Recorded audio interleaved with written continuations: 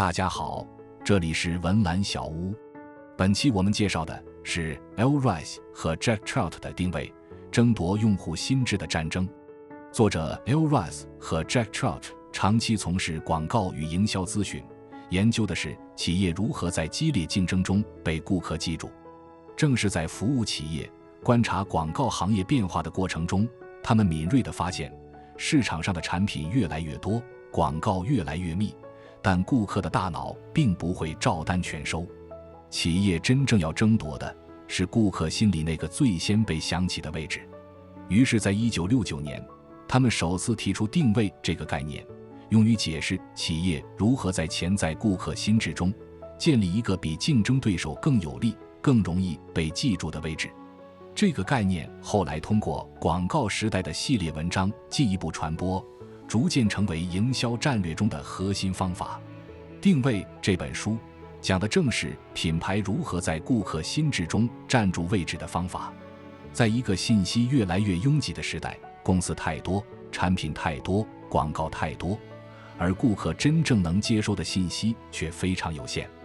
单纯陈述产品质量和客观功能的传统方法已经很难穿透层层的信息噪音。真正有效的做法是避开大而全的表达，抓住一个简单、清晰、容易被记住的位置，进入潜在客户的心智。现在，让我们翻开这本书，看看在这个信息爆发的社会中，观念究竟是如何真正进入受众心智的。当今的商业竞争环境已经演变成为一个传播过度的社会。以20世纪70年代的美国市场为例，当时美国人口仅占全球 6%， 其广告开支却占到了全球的 57%。 随着各类媒介渠道的持续扩张，单一品牌试图传递的信息往往会被海量的传播噪音轻易淹没。商业活动的底层矛盾在于信息供应量的无限增长与人类大脑接收能力的生理极限之间的错配。每天数以万计的商业广告试图向潜在客户灌输产品的优良品质、详细的技术参数以及周到的服务细节。随便走进一个超市，货架上陈列着多达1万多种单品或品牌。消费者在穿过走道的短短几十分钟内，成千上万的包装和标签在疯狂争夺他们的注意力。在这样的高密度竞争中，绝大部分信息在接触到受众感官的瞬间就已经被自动过滤。传统那种试图通过大面积宣扬产品各项优势来获得市场份额的策略，在传播过度的当下已经失效。20世纪50年代属于产品时代，企业只要找到一个独特的销售主张，就能获得市场份额。例如 Rosser-Reuss 为 巧克力提出的只溶在口，不溶在手，迅速确立了产品优势。到了20世纪60年代，随着技术门槛的降低，同质化产品大量涌现，商业竞争进入了形象时代。像 David Ogilvy 倡导的品牌形象建设，通过为哈撒韦衬衫打造戴眼罩的男人形象来获取辨识度。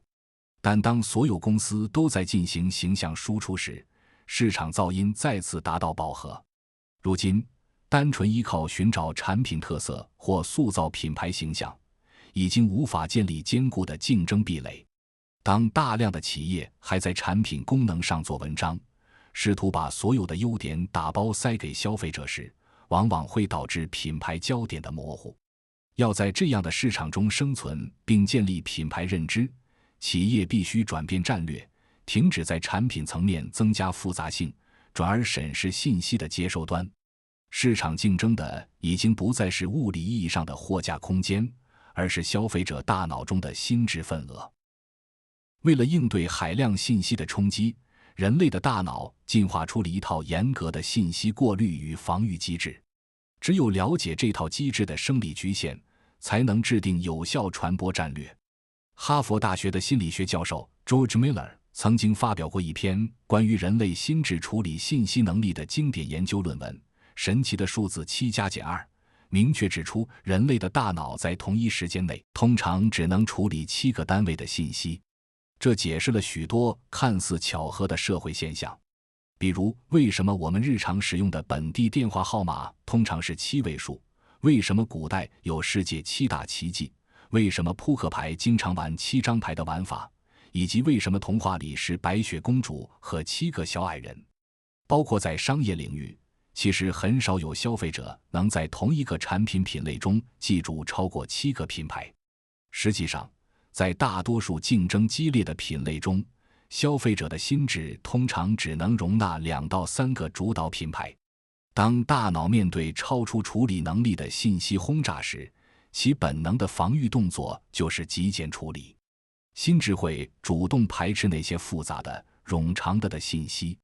同时，心智反感混乱，它只接受那些与自身已有认知和经验相符的内容。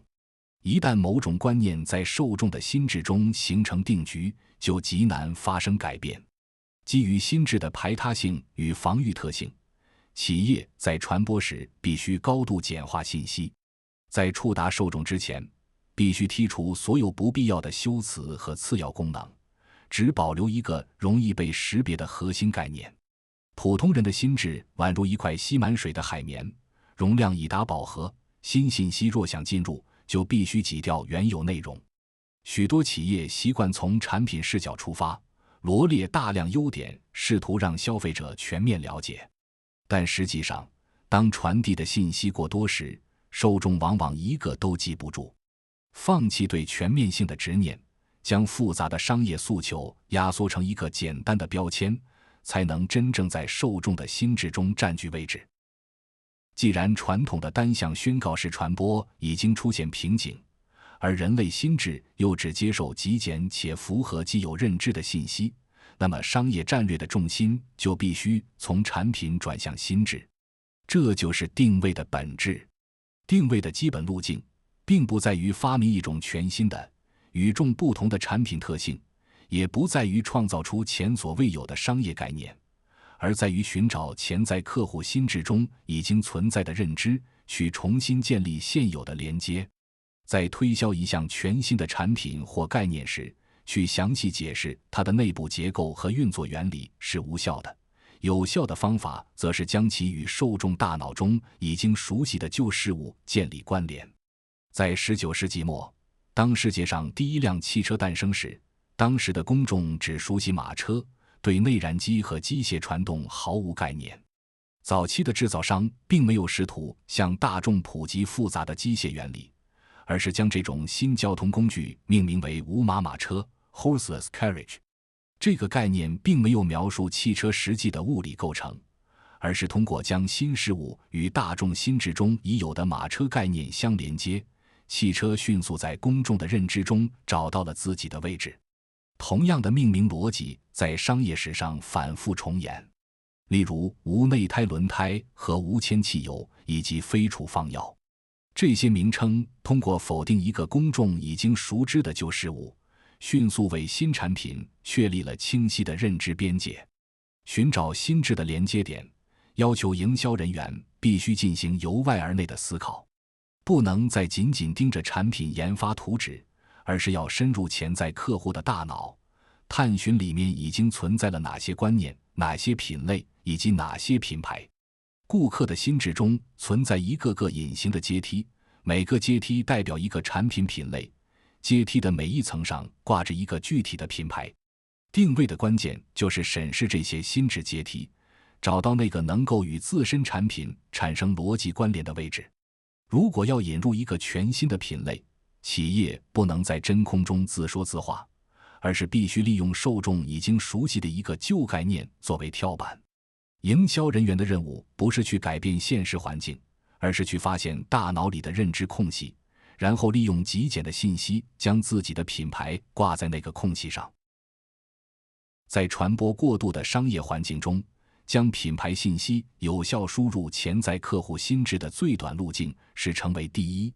人类的大脑在处理序列信息时，存在一种天然的过滤机制，即优先并牢固的记忆处于首位的事物，而对后续出现的事物则呈现出明显的排斥与遗忘现象。这种认知机制在各个领域都普遍存在。Charles Lindbergh 是第一个单独驾驶飞机飞越大西洋的人，他的名字至今被公众广泛铭记。然而，第二个完成这一壮举的 Bert Tinker， 尽管其飞行速度更快，消耗的燃料更少，却几乎在历史的记忆中消失。同理，人们熟知世界上第一座被攀登的高峰是珠穆朗玛峰，第一位在月球上漫步的人是 Neil Armstrong，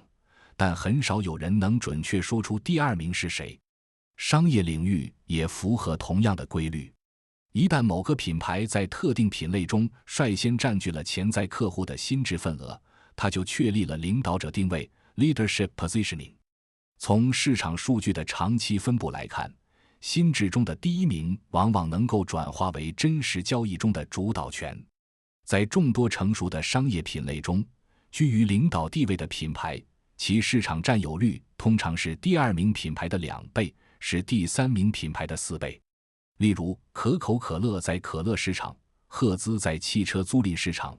以及时代周刊在新闻杂志市场，都凭借着率先建立的心智连接，长期维持着庞大的销售体量。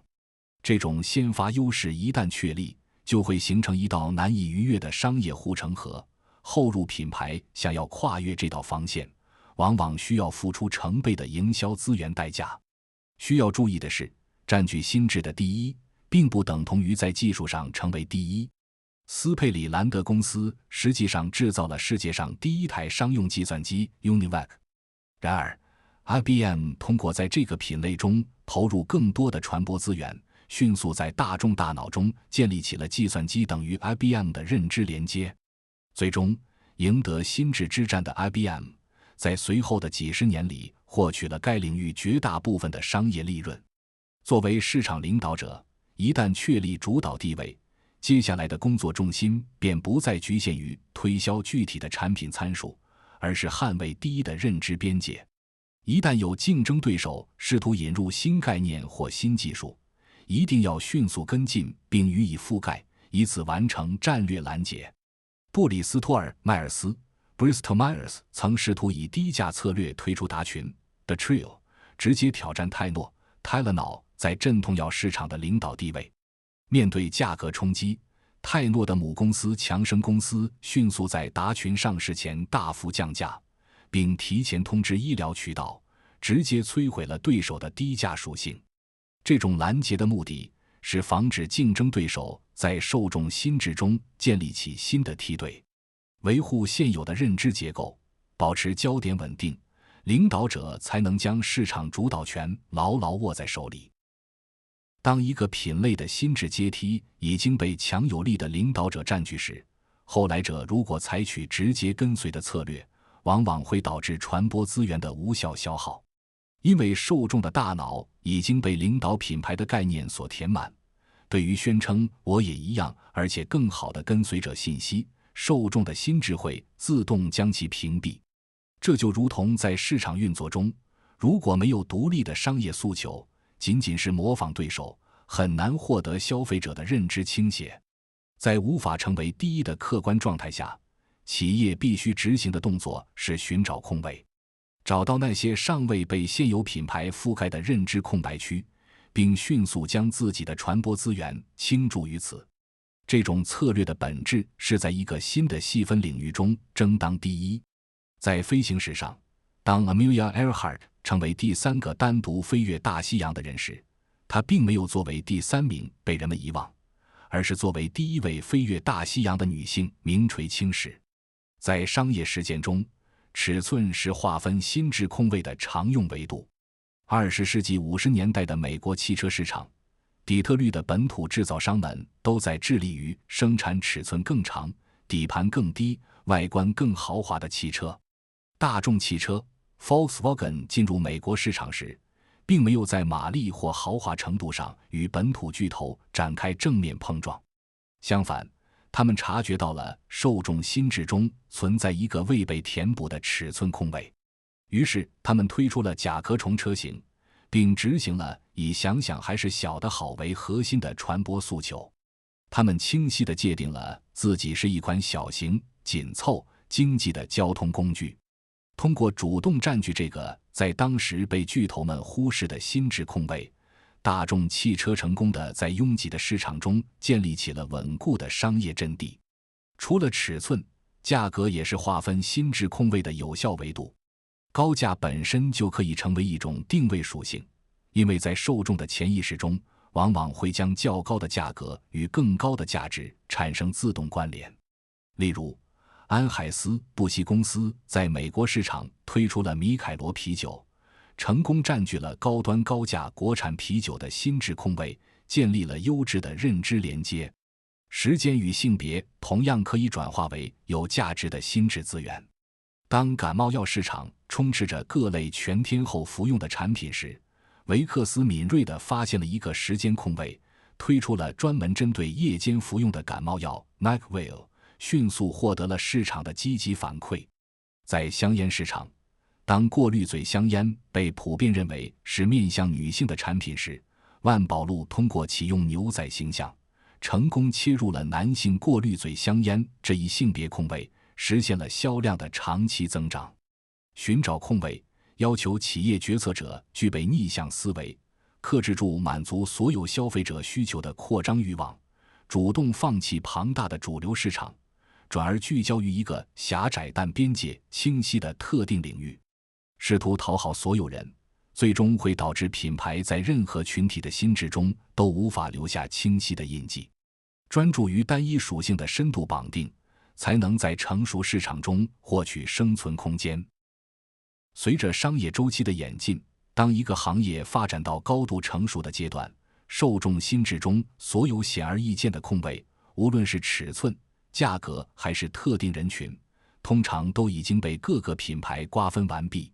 此时，企业需要采取一种具有破坏性的进入策略，即重新定位竞争对手 （repositioning the competition）。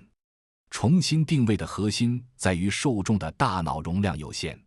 要植入新观念，必须先挤掉旧观念。这不能靠自我标榜，而是要直接揭示竞争对手的固有缺陷，迫使消费者重新评估心智阶梯。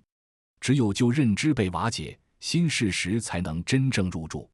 泰诺在进入镇痛药市场时，面临着阿司匹林这一绝对霸主的压制。阿司匹林在当时几乎等同于镇痛药的代名词。泰诺并没有发布诸如我们的药效更快或我们的配方更先进这样无效的正面宣发。相反，泰诺执行了精准的重新定位策略。他们客观地指出了阿司匹林存在刺激胃黏膜，可能导致微量出血的副作用。通过将这一医学事实放大，泰诺在消费者原本坚固的镇痛药认知上打开了一道缺口，瓦解了阿司匹林作为绝对安全镇痛药的心理防线。一旦就有观念被撼动，市场的心智结构就产生了巨大的空洞，而泰诺则顺理成章地填补了这一全新的心智位置，最终成为了该品类销量榜首。同样的逻辑也体现在伏特加市场。斯米诺曾是美国市场份额最大的伏特加品牌，它通过营销策略给人一种源自俄罗斯的认知印象。当苏托利伏特加进入美国市场时，他直接指出斯米诺实际上是在美国康涅狄格州的哈特福德制造的，而自己才是俄国货，从而成功地剥夺了竞争对手的正宗标签，并将这一属性据为己有。漱口水市场的博弈同样印证了这一路径。李施德林长期占据漱口水市场的领导地位，其产品带有一股浓烈的药味。宝洁旗下的速可布漱口水在进入市场时，并没有单纯宣扬自己的味道更好，而是直接将李施德林重新定位为带有药水味的产品，将对手的产品特征转化为一种负面的认知标签，成功为自己带来好口气的定位腾出了心智空间。重新定位并非情绪化攻击，而是精准锁定对手核心优势背后的半生弱点，将这一客观缺陷暴露给受众，就能低成本地重塑其认知参照系。先破除旧认知，再填补新真空，后来者才能在拥挤的市场竞争中有效突围。在确立了市场进入战略后，接下来的是要为品牌确立一个能够顺利切入受众心智的名字。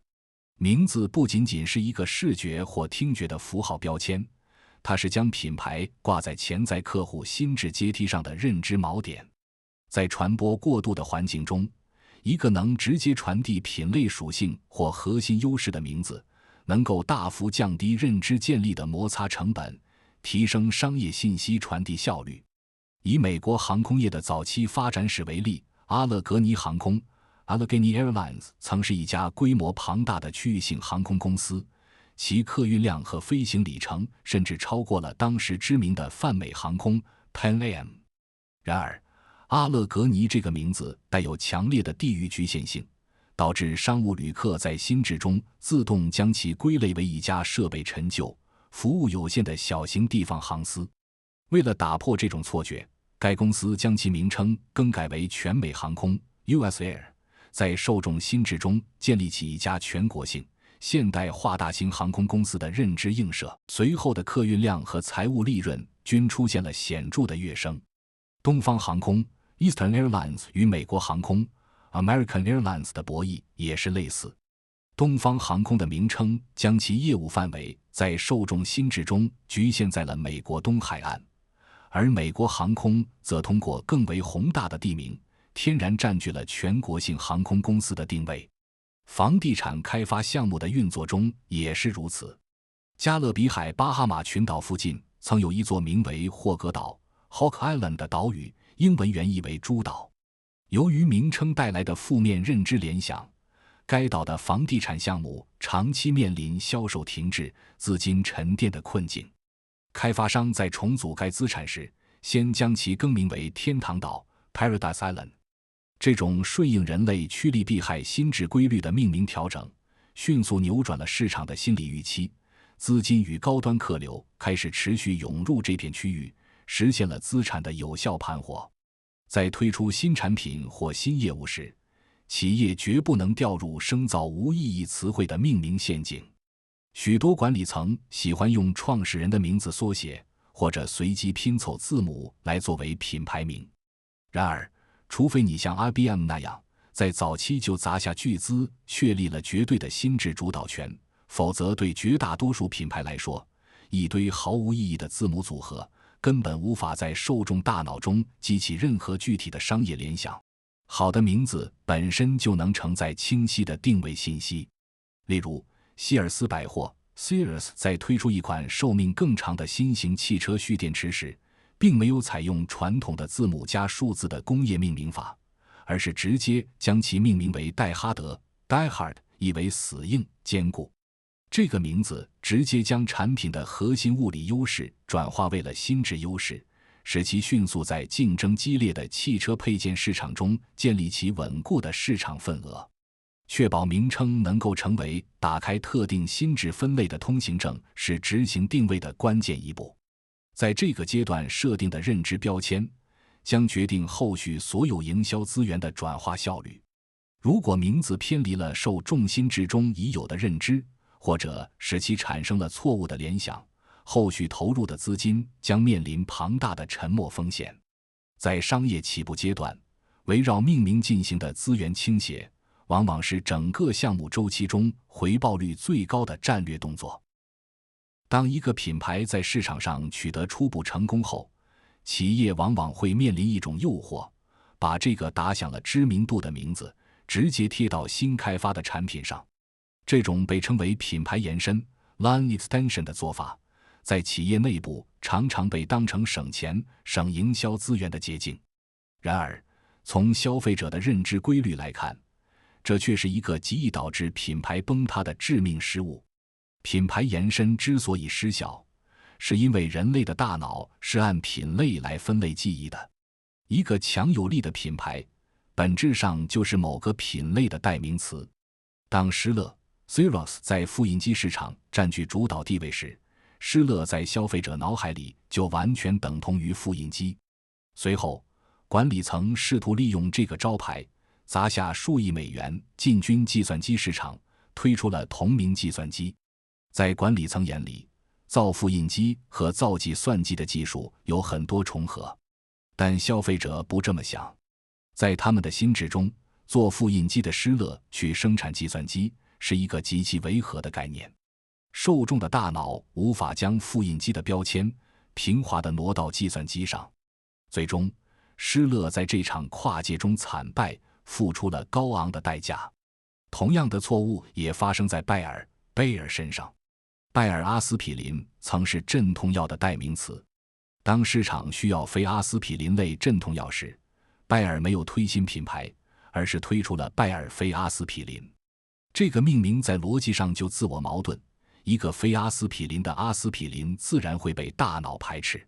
这种延伸失误直接把大片市场拱手让给了泰诺。洗发水市场的历史也印证了这一点。蛋白21曾凭借补充蛋白质的清晰定位，迅速拿下了 13% 的洗发水市场。可随后管理层推出了蛋白21发胶护发素等一连串延伸产品。这种想用一个名字通吃多个品类的做法，反而模糊了它原有的核心定位，导致其洗发水的市场份额一路暴跌至 2%。企业之所以频频踩坑，是因为管理层总喜欢由内向外看问题。他们看着生产线，以为把同一个名字印在不同包装上，品牌光环就能自动转移。但市场不认这个，消费者的心智也不关心你的生产线是不是共用。大脑需要的是边界分明的产品。企业在跨品类扩张时，绝不能为了省下一点前期的营销费，就去透支原本坚固的品牌定位。推出一个全新的品类，最好给它配一个全新独立的名字。品牌延伸有个后果，被称为跷跷板效应。当企业硬把一个新概念强加给成熟品牌时，新概念不仅很难在消费者心里扎根，反而会把原本稳固的旧概念一起拖下水。一个名字不可能在大脑中同时清晰地代表两件截然不同的事。焦点一旦扩大，品牌原本的穿透力就会被严重稀释。大众汽车在美国市场的沉浮就是一个典型教训。早期的北美市场，大众汽车凭借甲壳虫 Beetle 车型精准占据了小型、可靠、经济的心智空位，获得了丰厚的商业回报。但在做大做强之后，管理层试图扩充产品线去覆盖更多人群，陆续推出了体型更大、价格更高的大众411、大众412以及达舍尔 Dasher 等中大型车。这些大车的出现严重背离了大众汽车小型车的固有定位。当消费者走进展厅，发现一个靠造小车闻名的品牌正试图推销跟本土巨头一样宽大的车型时，他们脑海里的认知就彻底错乱了。这种焦点的模糊让大众汽车付出了惨痛的代价，不仅没能在中大型车市场站稳脚跟，反而丢掉了在小型车市场的主导权，销量大幅滑坡。雪佛兰 Chevrolet 也踩过同样的坑。早期的雪佛兰在大家心里就是高性价比的家庭用车，这个清晰的标签是他们销量的基石。但后来在扩张过程中，管理层把雪佛兰的标志贴到了跑车、卡车、微型车等各种产品线上。当一个品牌试图成为所有人的所有选择时，它就失去了自己独特的标签。这场跨界延伸最终导致雪佛兰在各个细分市场全面溃败。相比之下，那些真正长期称霸市场的消费品巨头，往往遵循着严格的多品牌战略。宝洁 Procter 与 Gamble 就是最好的示范。在洗护市场，宝洁绝不会用一个统一的名字去包揽所有需求，而是针对每一个具体的心智空位都推出了独立的品牌。洗衣粉品类是强调强力去污的汰渍 Tide， 牙膏品类是主打防蛀的佳洁士 Crest， 洗发水品类则是专注去屑的海飞丝 Head and Shoulders。每一个名字都牢牢绑定着一个特定的心智属性。互不干扰的独立品牌让每个产品都能保持极其鲜明的定位，从而在各自的品类里建立起极高的竞争壁垒。在商业扩张的路上，保持定位的锋利度远比追求短期的规模扩张更重要。当企业决定进入一个具备实质差异的新领域时，规避焦点模糊的最有效办法，就是果断启用一个全新的品牌名。只有让每一个心智标签保持独立和专注，企业才能在激烈的商业竞争中稳扎稳打。定位，争夺用户心智的战争交给我们的是，在信息过载、产品过剩的市场中，企业怎样才能被顾客看见并牢牢记住。商业竞争不仅发生在产品和货架上，更发生在顾客的心智中。产品做得更好，功能增加得更多，并不一定就能赢得市场。真正重要的是，能否用一个简单、清晰的概念，在顾客心中占据一个独特的位置。无论是率先进入心智，成为品类第一，还是寻找尚未被占据的空位，或者借助竞争对手已有的认知重新定位，背后遵循的都是同一个原则：不要试图一次说清所有优点，而要集中力量，让顾客记住最重要的一点。对于品牌来说，保持清晰的定位，往往比盲目扩张产品和业务边界更加重要。这里是文澜小屋，我们不追求快速致富的奇迹，只希望与您一起阅读好书，慢慢变富。如果本期内容对你有所启发，欢迎帮忙点赞转发，并分享给身边的朋友。您的举手之劳都是在为更有价值的知识投票。也相信您聆听本期视频的时间付出，会在未来化作认知上的复利，为您带来最稳健的回报。感谢您看到这里，我们下期再见。